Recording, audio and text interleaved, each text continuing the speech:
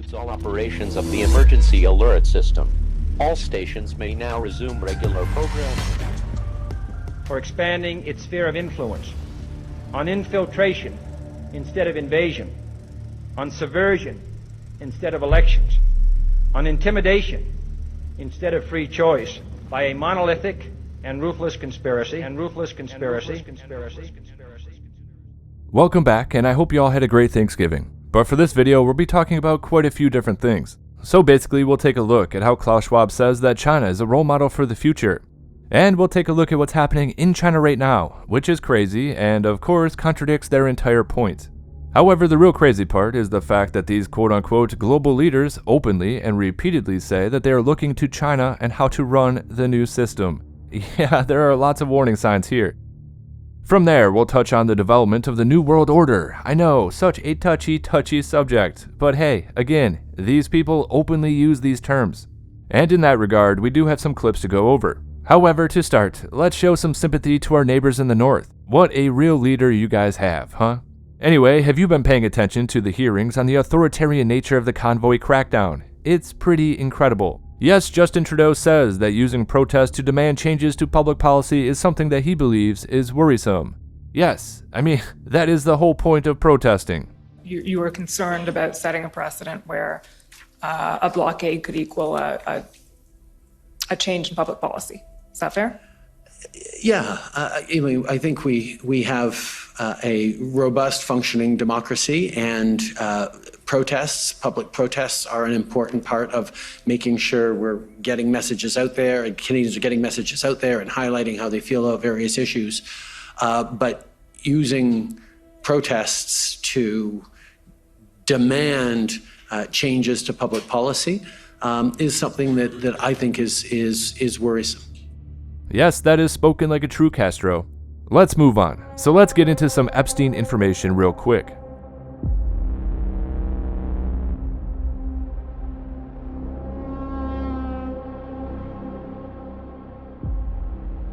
And I quote, "Dozens of court documents related to 8 of pedophile Jeffrey Epstein's associates, including billionaire hotel magnates, will be unsealed after the judge rules that public interest outweighs the right to privacy." The bombshell papers are part of a defamation case that victim Virginia Roberts Giuffre brought against the financiers, Madame and facilitator Ghislaine Maxwell. The judge overrode objections from Tom Pritzker, the billionaire executive chairman of the Hyatt Hotel. In his submission to the court, he claimed that it would wrongfully harm his privacy and his reputation. Well, too bad, dude. A total of 16 non-party does objected to the release of the files being made public, and half of them have already been dealt with by the federal court in New York. The latest batch related to the remaining 8 people, referred to as does 12, 28, 97, 107, 144, 147, 171, and 183, have been released. Now that's good and all, but I want all of the names. So, in some other news related to Jeffrey Epstein, his New Mexico ranch is unsellable and gets a $9.5 million price slash. So, fun fact, this is Jeffrey Epstein's New Mexico quote-unquote baby ranch, where he wanted to have 20 women at a time impregnated. Yes, his plan was to seed the human race with his DNA, and thankfully, I don't believe his plan worked out. Anyway, it's all tied to his belief in eugenics, and he had cameras placed throughout the property, so it's no surprise that people don't really want to buy it. Now we do have a few more Epstein stories. Jeffrey Epstein's victims have filed a pair of lawsuits accusing Deutsche Bank and JP Morgan Chase of being complicit in his crimes, claiming that the mega bank ignored red flags of sex trafficking for their own profit, which is true. The lawsuits allege that the banks knowingly benefited and received things for the value of assisting, supporting, facilitating, and otherwise providing the most critical service for the Jeffrey Epstein sex trafficking organization.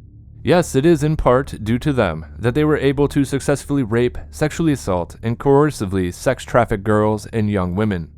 Now okay, do you guys remember the judge that was presiding over the Epstein Deutsche Bank case? Well, a fake FedEx driver went to her house and killed her son. And I quote, "A gunman wearing a FedEx driver's uniform on Sunday killed the son and wounded the husband of a federal judge who was tied to the high-profile case involving Jeffrey Epstein." And I quote again, "She was presiding over the ongoing lawsuit brought by Deutsche Bank investors who claimed that the company made false and misleading statements about its anti-money laundering policies and failed to monitor high-risk customers, including convicted sex offender Jeffrey Epstein." And that is both shocking and interesting. The depths of their depravity knows no bounds. Okay, so there is actually one more story related to this topic. However, I'm just going to touch on it so I can relay one important point to you. So if you have not heard about the Balenciaga story, I would encourage you to look into it a little bit for yourself. Especially because, I don't know, some of the details, some of the photos, the artwork, I won't be showing it in its entirety. However, if you want to be in the know, well, you're going to see some effed up stuff. I'll leave a thread in the description. Anyway, Balenciaga released a photo shoot. The photo shoot included kids with BDSM teddy bears. Yes, okay, this is already getting terrible. Rationally, a few questions popped up. However, from there, internet sleuths began to dig into the photos and gritty details. Well, shit. If you look carefully in the photo, you will find a court case. And it looks like the case mentioned is Ashcroft versus the Free Speech Coalition, with another court case hidden under a black bag. This is the United States versus Williams, and these cases relate to, some disturbing things, some kiddie things, if you get my drift. Now again, unfortunately, that is not all. So people began to go through their Instagram promotions, and in this photo, people noticed a book on the desk.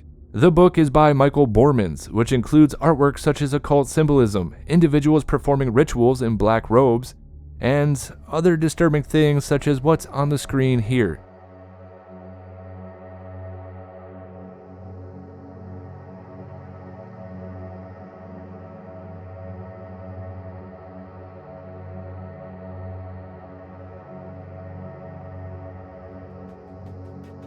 There's a lot more. There's a lot of videos, such as this, for a fashion show with fake baby blood in the handbag, which of course is totally normal. Don't even think about it.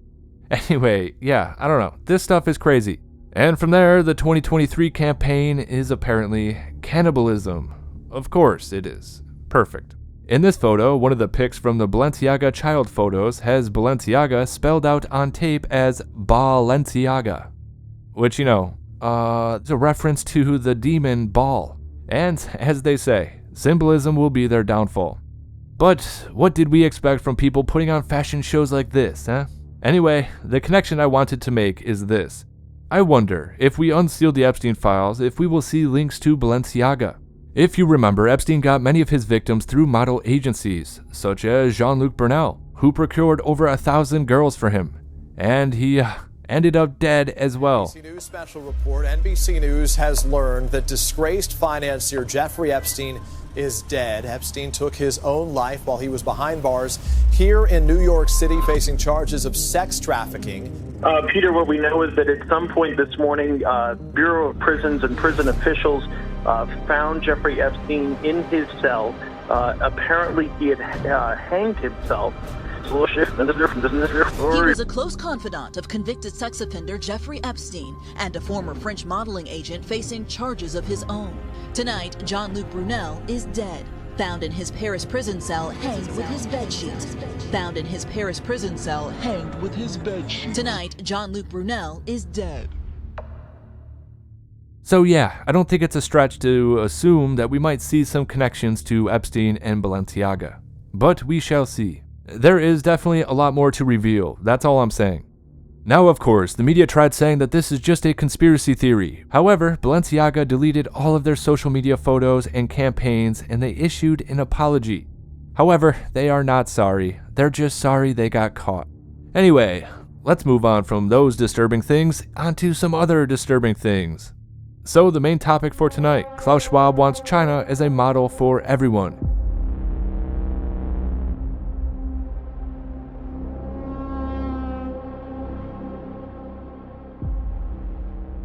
And just a heads up, if you have some time, check out truthtalk.uk and their associated Twitter accounts. They're on top of this kind of stuff, and they've been putting out a lot of great articles about digital ID, and really every other facet to the agenda. On top of that, they are always putting out these amazing clips as well.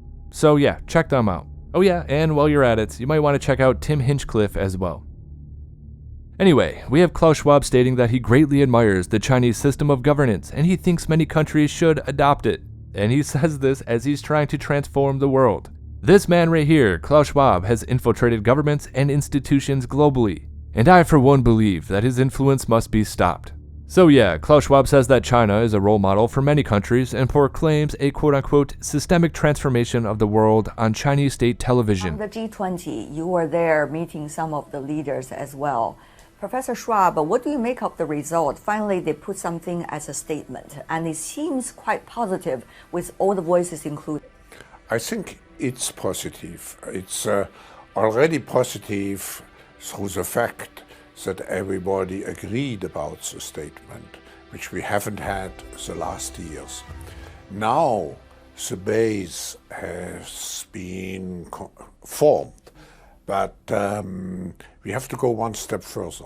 We have to have a strategic mood. We have to construct the world of tomorrow. It's a systemic transformation of the world. So we have to define how the world should look like, which we want to come out of this transformation period. I respect China's achievements, which are tremendous over the last over 40 years. I think it's a role model for many countries, but I think also we should leave it to each country to make its own decision what system it wants to adopt. And I think we should be very careful in imposing systems.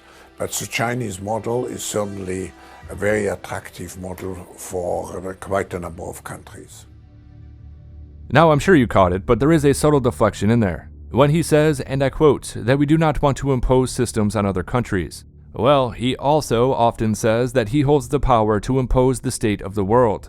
And on top of that, if you look at the policy proposals for both public-private partnerships and their surveillance systems, well, you'll start to see that the Great Reset is nothing more than a global China model. Don't be fooled by the deflections. Anyway, let's keep going. A role model for many countries, huh? Well, let's check out what's going on in China. Let's see what these tyrants admire. So first of all, China's Guangzhou city is building not only one, but dozens of quarantine camps. This one is in the Tianhe district, and it can detain up to 20,000 people. You know, this is the really crazy thing to me. Why is no one asking questions related to these quote-unquote COVID camps? There is not a rational human being on the planet that can say objectively that we need camps to deal with COVID. China is building these sprawling prison camps, and they are not alone. These are popping up all over the world. The US is building some as well. This makes no sense. There is something much bigger going on, and apparently no one wants to ask any questions. This is not about the medical predicament. And I don't know, I just wish I knew what was really going on. Anyway, protests in China have been erupting against China's zero COVID lockdown. The Chinese government has also been remotely switching the protesters' COVID passports to code red, sending them to the quote-unquote quarantine camps. Not that it even matters, because you don't need these camps for COVID, but let's just say you protest, as these people are, or let's say that you say something mean about Xi Jinping. Well, get ready for a spa day at a prison camp. And really, it's going to be a lot longer than a day. And shit, God forbid you send off some Winnie the Pooh memes. If you send off some Winnie the Pooh memes, well, your ass is dead. For real though, check out the virus police with their weapons.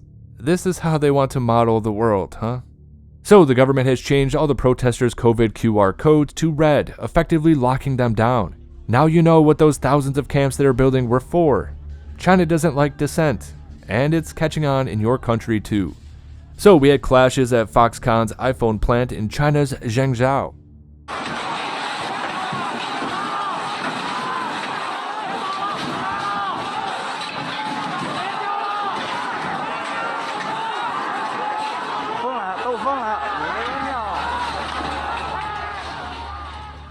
Now, this situation is so effed up. In an apartment building in Chengdu, in China, the government is welding the entrance door to the apartment building to enforce the lockdown. If you do not have enough food at home, you will starve. And some people have been killing themselves by jumping out of the windows.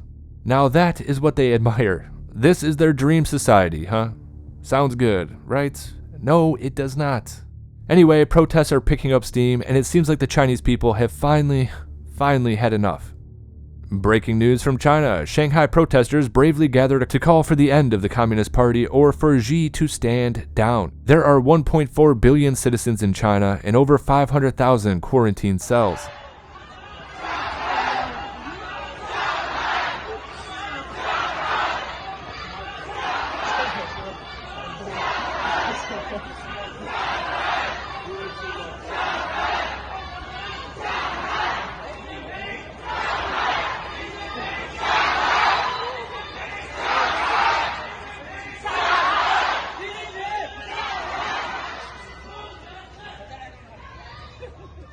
So we'll keep an eye on these protests. All eyes are on China.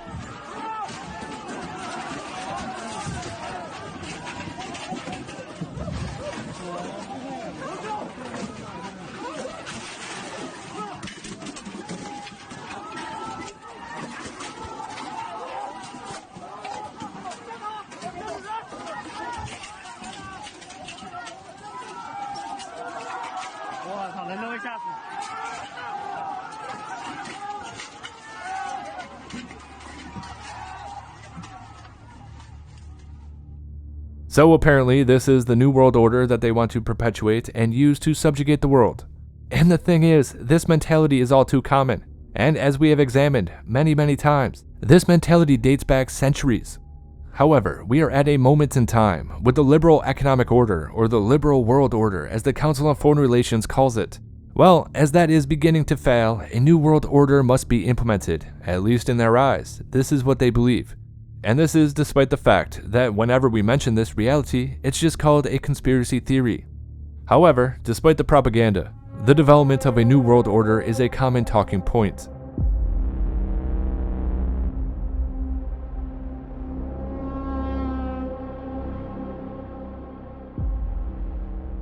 The APEC summit opened on Friday in Thailand, the last of 3 world summits hosted in the region this month. Speaking of which, have you seen the logo for this event? It's got a Nazi feel to it, doesn't it? The ones pushing corporatism, public-private partnerships, have a new logo, and it's an interesting choice, don't you think? So, Chinese leader Xi Jinping called for stability, peace, and a development of a more just world order. Yeah, the guy locking people in their homes and welding their doors shut, making them jump to their deaths, wants a just world order. Sure thing, I believe it. No questions asked. Anyway, French President Emmanuel Macron spoke at the APEC summit in Bangkok. This was despite the fact that France is not a member of the APEC nations. Anyway, Macron is a graduate of the Young Global Leaders program of the World Economic Forum. And here Macron called for a new global order where neither the US or China wins. Are you on the US and the Chinese side? Because now, progressively, a lot of people would like to see there are 2 orders in this world. This is a huge mistake, even for both the US and China. We need a single global order. So how exactly does that work? Do any of these quote-unquote leaders actually believe that China is going to concede to anyone at any point in time? I don't think so, and I think they know that China is in the driver's seat, and they know it. I mean, look, this is their goal. Now, do you remember a clip that came from the World Government Summit, which took place a few months ago, I think? There's no longer any doubt that humans are heating up the oceans, land, and sea by burning fossil fuels. The world has to overcome not only the damage done to our economies and our societies by COVID-19, it also has to confront the repercussions.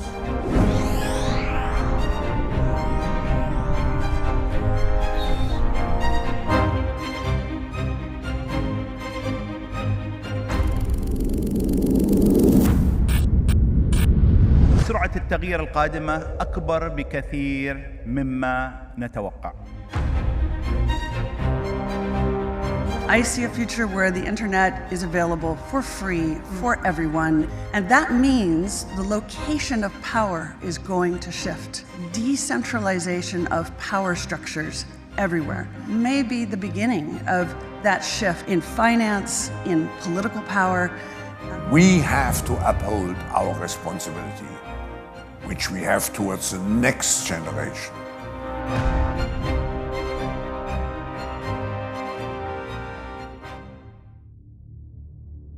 I mean, look, they're openly talking about it. And last time we talked about this, YouTube labeled the video a conspiracy theory. Even though they openly talk about it, they say the words themselves. Anyway, if you take a look at the image on the screen, you can see a few more examples. However, I want to jump into something that I thought was just really interesting. In 1966, some British kids were asked to predict the future.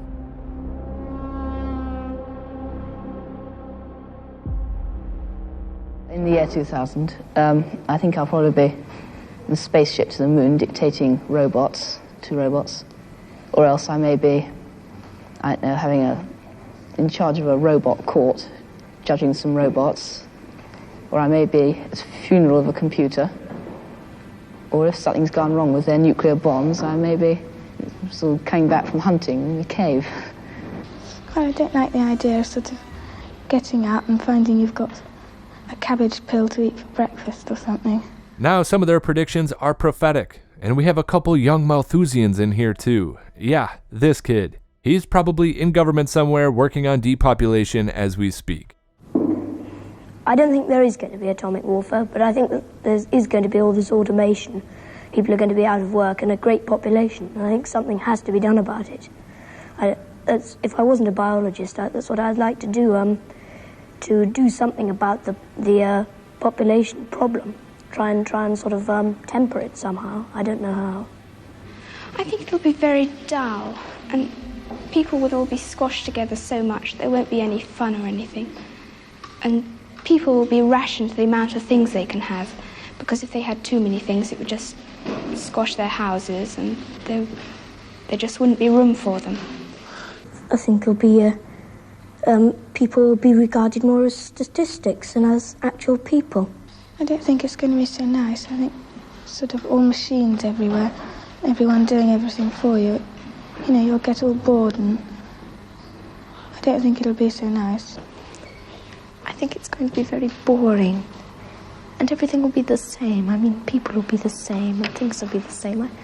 First of all, those computers are taking over now. Computers and automation. And in the year 2000, there just won't be enough jobs to go around, and the only jobs there will be for people with high HQ, high IQ, who can work computers and such things. And other people are just not going to have jobs. There just aren't going to be jobs for them to have. I expect they will set aside parts of the country solely for recreation and have large blocks of built-up areas. And I think these are going to be very ugly indeed, probably. No, I don't think I'll still be on Earth. I think I'll be undersea. I think the population will have gone up so much that either everyone will be living in sort of big domes on the Sahara, or they'll be undersea. There'll be so many people that they'll have to have an overflow into the sea. And so there'll be houses underneath the sea and houses above the sea. They're not going to have so many square houses, more curves and artistic designs instead of just sort of boxes like they've got nowadays. People wouldn't be able to live in ordinary houses because that would take up too much room. They'd have to be in flats, piled on top of one another, like that. And the houses would be rather small, and everything would be cramped up, very cramped. It is kind of weird to think about the conditioning that began back in the 1960s related to the bleak future. No wonder we are in this position today.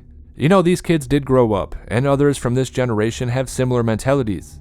And well, some of them ended up in positions of power, still believing that overpopulation is the main problem we face. And as we're going to find out in the years to come, unfortunately, I believe we will find out that they were all wrong. One of our main problems will end up being population decline. But of course, that's exactly what they want. So, who knows? I mean, it really kind of sounds like they are detailing the exact world that the Great Reset is trying to implement. Now, to finish up the video, just keep in mind the clip of Klaus Schwab saying that China is a model for the world. Keep in mind the videos of their brutal lockdowns and human rights abuses. However, that is not all. I would also like you to keep in mind the predictions for the future by those kids. Now, I have a feeling that you'll notice that some of those predictions are eerily on point. That is, if the technocrats get their way. So anyway, this is an article from the Rutherford Institute, and a link will be available.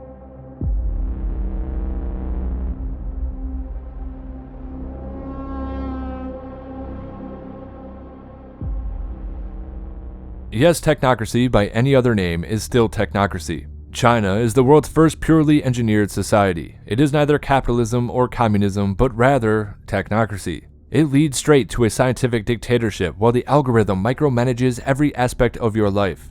And the only way out of technocracy is to not go there in the first place. And a quote from Senator Frank Church: "If this government ever became a tyranny, if a dictator ever took charge in this country, The technological capacity that the intelligence community has given the government could enable it to impose total tyranny, and there would be no way to fight back. And well, the votes are in. No matter who runs for office, no matter who controls the White House, the Senate, or the House of Representatives now or in the future, we the people have already lost. And I quote, "We have lost because the future of this nation is being forged beyond the reach of our laws, elections, and borders by techno-authoritarian powers with no regard for individuality, privacy, or freedom." Yes, the fate of America is being made in China, our role model for all things dystopian. So China is an economic and political powerhouse that owns more of America's debt than any other country, and they're buying up American businesses across the spectrum. Yes, China is a vicious totalitarian regime that routinely employs censorship, surveillance, and brutal police state tactics to intimidate its population. They use this to maintain its power and expand its corporate elite class. Where China goes, unfortunately, the United States eventually follows, and if we follow them, we'll be in outright tyranny. So to start, let's go over some censorship.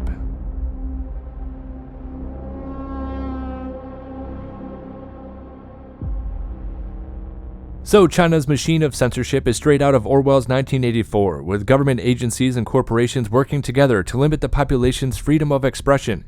For example, just a few years ago, in fact, China banned the use of the word disagree, as well as references to George Orwell's novels Animal House in 1984. Government agencies routinely harass and intimidate anyone seen as non-compliant. Activists are penalized for gathering in public places and charged criminally for, and I quote, picking quarrels and provoking trouble. And of course, China has also gone to great lengths to muzzle journalists reporting on corruption and human rights abuses. But this is what they want to model the world on. Okay then.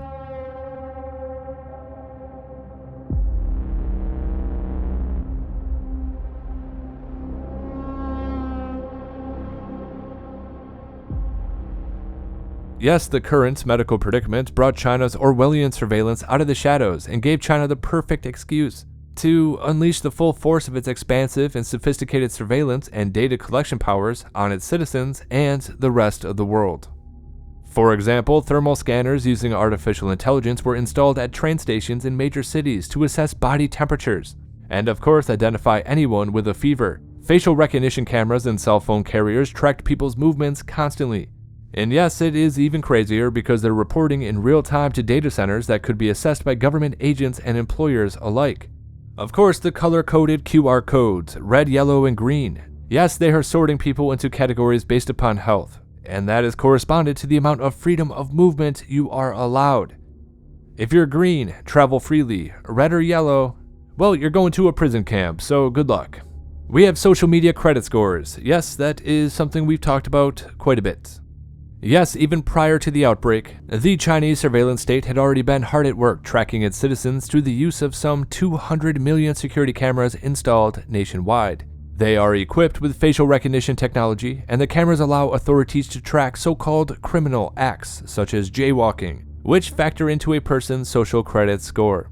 Social media credit scores assigned to Chinese individuals and businesses categorize them based on whether or not they are quote-unquote good citizens. A quote-unquote citizen score determines one's place in society based on one's loyalty to the government. A real name system, which requires people to use government-issued ID cards to buy mobile SIMs, obtain social media accounts, take a train, board a plane, or even buy groceries. Damn, that sounds like digital ID. And yes, it does, because it is digital ID. Well, if you couple that with social media credit scores to ensure that those blacklisted as quote-unquote unworthy are banned from accessing financial markets, buying real estate, or traveling by air or train. Yeah, this is not good.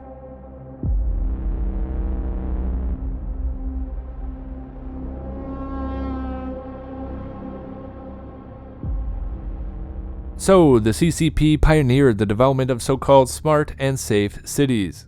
And so China is exporting worldwide the high-tech communications in which residents are monitored around the clock. Their every action under constant surveillance, and every device is connected to a central brain operated by artificial intelligence. As privacy expert Vincent Moscow concludes, and I quote, "The benefit from smart cities clearly goes to the authorities who are able to use the promise of modern high-tech city to extend and deepen surveillance. It also goes to the big tech companies who profit first from building the smart city infrastructure and secondly, by commodifying the entire smart city space.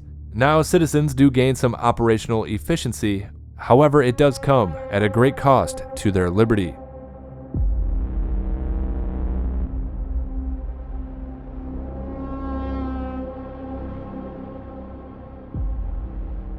So, China has already adopted a government-issued digital currency, which not only allows it to surveil and seize people's financial transactions, however, it can also work in tandem with its social credit system to punish individuals for anything that they deem is a social transgression. As one expert told the Washington Post, with the digital yuan, the CCP will have direct control over and access to the financial lives of individuals, without the need to strong-arm intermediate financial entities. In a digital yuan-consumed society, the government could easily suspend the digital wallets of dissidents and human rights activists. End of quote. And yes, they could, and yes, that's the plan. It's going to redefine what it means to be free in almost every aspect of our lives. Again, we must look to China to understand what awaits us. As Human Rights Watch analyst Maya Wang explains, and I quote, "The Chinese authorities use technology to control the population all over the country in sub-tier but still powerful ways. The central bank is adopting digital currency, which would allow Beijing to surveil and control people's financial transactions. This is called programmable money, and our government is trying to do the same thing. Avoid it at all costs." China is building so-called safe cities, which integrate data from intrusive surveillance systems to predict and prevent anything from fires to natural disasters and even political dissent.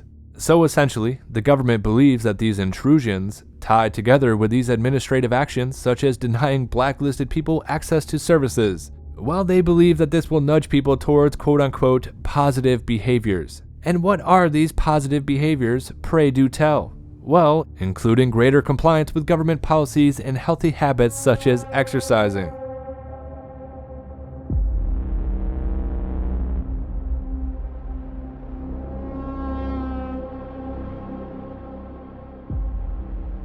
In much of the same way that Chinese products have infiltrated almost every market worldwide, while China is now exporting its authoritarian tech to governments worldwide.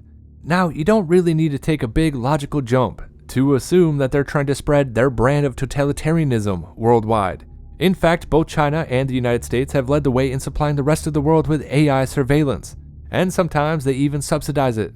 In the hands of tyrants and benevolent dictators alike, AI surveillance is the ultimate means of repression and control, especially when you tie it to the use of smart cities and the safe city platforms, facial recognition systems, and predictive policing. Now, the real crazy part is that this technology is also being used by violent extremist groups, as well as sex traffickers, child traffickers, and drug traffickers.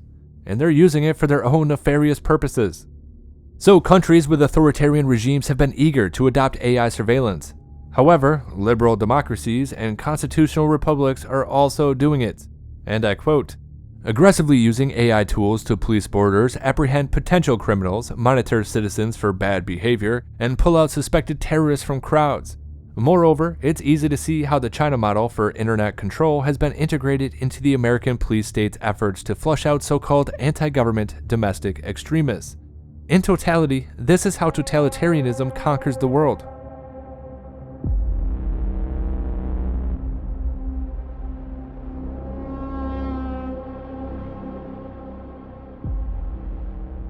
So according to recent reports, China has planted more than 54 secret police stations in 25 cities around the world, including in the United States. This is a part of their efforts to track and threaten dissidents and deport them back to China for prosecution. The campaign to surveil, intimidate, and punish expatriates living abroad engaging in dissent has been dubbed Operation Fox Hunt. As one human rights agency noted, and I quote, "The message from the CCP is clear. You are not safe anywhere. We will find you and we will get you. And that message is very, very effective," end of quote. And for the last one, disappearance, brainwashing, and torture.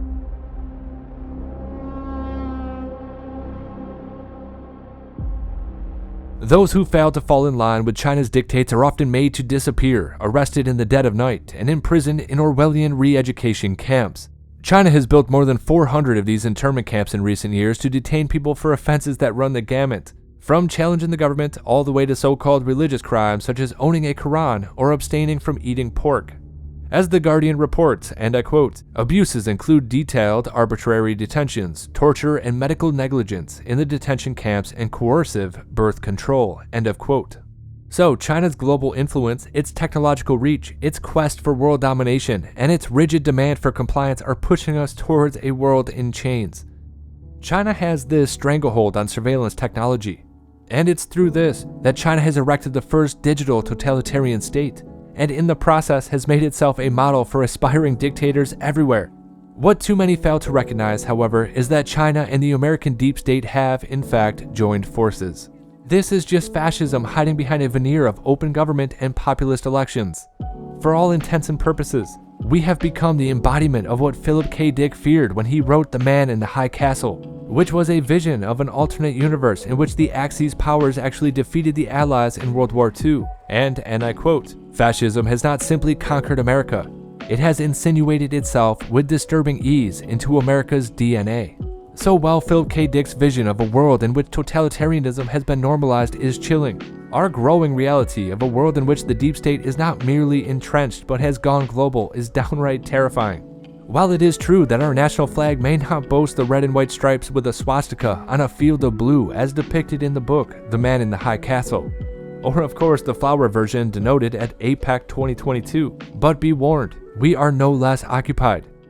This will be our future, unless people stand up and reject the reset.